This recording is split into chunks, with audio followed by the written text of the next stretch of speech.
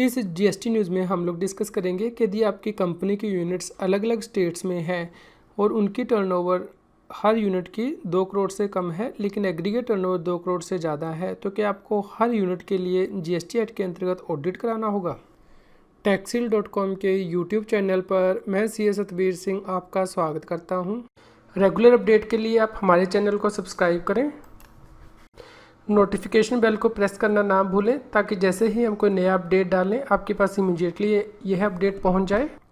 GST 9C हर उस tax payer को file करना है जीएसटी एक्ट के अंतर्गत जिसकी की टर्नओवर 2 करोड़ रुपए से ज़्यादा हो जाती है। मेरी कंपनी की 4 यूनिट्स हैं जिनका कि पैन नंबर सेम है लेकिन वो अलग अलग स्टेट्स में है और हर यूनिट की टर्नओवर 2 करोड़ रुपए से कम है, लेकिन एग्रीगेट टर्नओवर सभी यूनिट्स की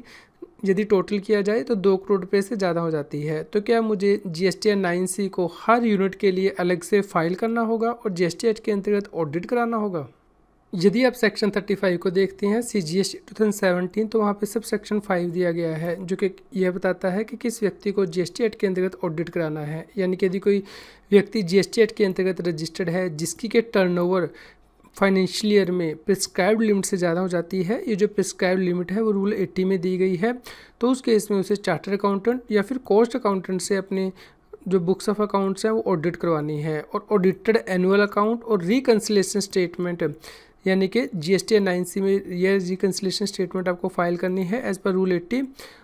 तो आपको ये रिकन्सिलेशन स्टेटमेंट जीएसटी पोर्टल पर फाइल करनी है। लेकिन इसके साथ यहाँ पे प्रोविज़न दी गई है कि यदि कोई स्टेट गवर्नमेंट है, सेंट्रल गवर्नमेंट है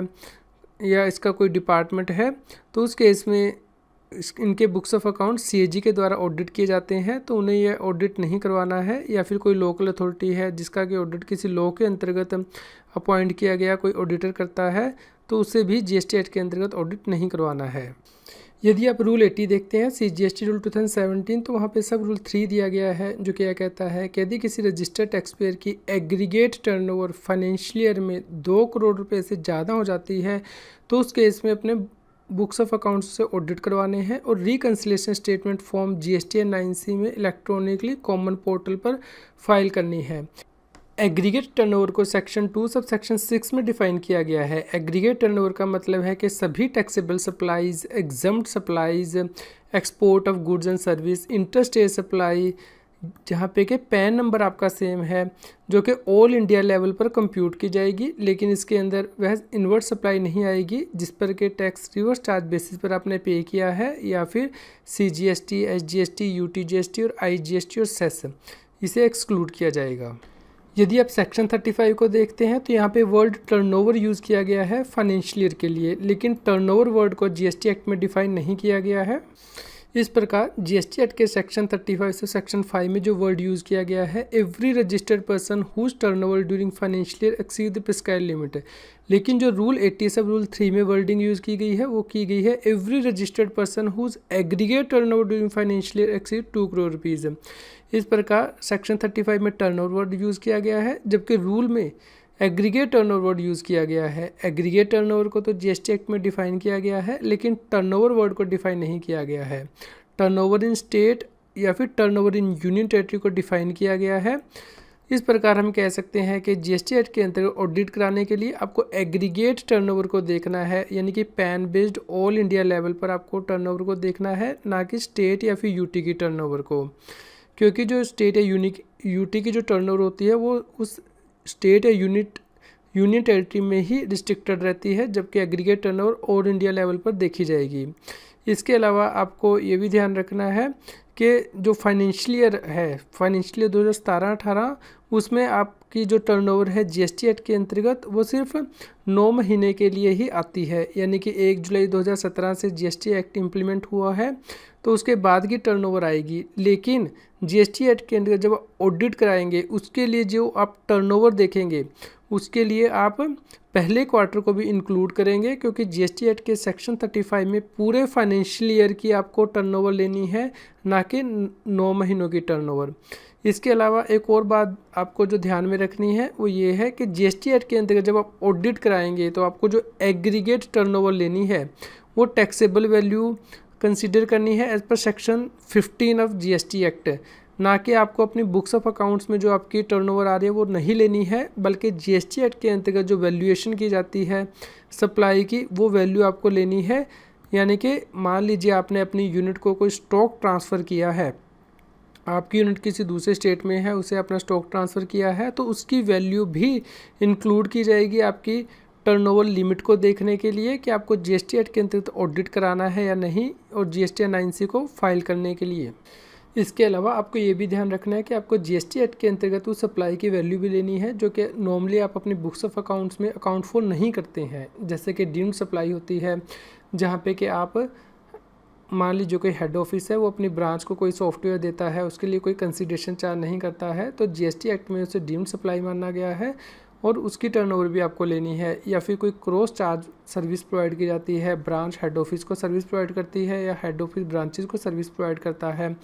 तो उसकी एक दूसरे से नेटिंग ऑफ हो जाती है, तो वो नेटिंग ऑफ आपको नहीं करनी है जीएसटी एक्ट में, आपको एग्रीगेट टर्नओवर लेनी है। अब हम इस केस को डिस्कस कर लेते हैं कि क्या जीएसटी या 9C को आपको हर रजिस्ट्रेशन के लिए हर स्टेट में अलग से फाइल करना है। यदि आप सेक्शन 35 सब सेक्शन 5 देखते हैं स्टेट जीएसटी एक्ट में, तो उसमें भी ये कहा गया है कि आपको ऑडिट करवाना है और स्टेट वाइज सेक्शन 35 की कंप्लायंस करनी है। इस प्रकार मान लीजिए किसी टैक्स पेयर का एक रजिस्ट्रेशन कर्नाटका में है, दूसरा तमिलनाडु में है, तो और उसकी जो एग्रीगेट टर्नओवर है वो 2 करोड़ रुपए से ज़्यादा हो जाती है, तो उस केस में उसे जीएसटी एंड 9C कर्नाटका में भी फाइल करना है और तमिलनाडु में भी फाइल करना है as per state GST act. इस प्रकार यदि किसी व्यक्ति की जीएसटी के रजिस्ट्रेशन एक से ज़्यादा स्टेट में है तो उसे जीएसटी एक्ट के अंतर्गत ऑडिट हर स्टेट के लिए कराना है और जीएसटी 9C को फाइल करना है। अब हम अपने पहले क्वेश्चन की तरफ मूव करते हैं, जहाँ पे कि हमने डिस्कस किया था कि हमारी 4 यूनिट्स हैं 4 स्टेट्स में और हर यूनिट की टर्नओवर 2 करोड़ रुपये से कम है, लेकिन एग्रीगेट टर्नओवर 2 करोड़ रुपये से ज़्यादा है कंपनी की। तो उस केस में आपको हर यूनिट के लिए जीएसटी एक्ट के अंतर्गत ऑडिट कराना होगा और उसके बाद जीएसटी 9C हर यूनिट के लिए अलग से आपको फाइल करनी है जीएसटी पोर्टल पर। क्या आप जीएसटी 9C को फाइल करने के बाद रिवाइज़ कर सकते हैं? इसके बारे में जीएसटी पोर्टल ने बताया है कि जीएसटी 9C को यदि आप एक बार फाइल कर देंगे जीएसटी पोर्टल पर तो उसमें कोई रिवीजन अलाउ नहीं होगी, इसलिए आप अपनी जीएसटी 9C को करेक्टली फाइल करें। जीएसटी एक्ट के अंतर्गत सेक्शन 44 दिया गया है जो कि यह कहता है कि आपको जीएसटी एक्ट के अंतर्गत ऑडिट कराने के बाद एनुअल रिटर्न को फाइल करना है और उसके साथ आपको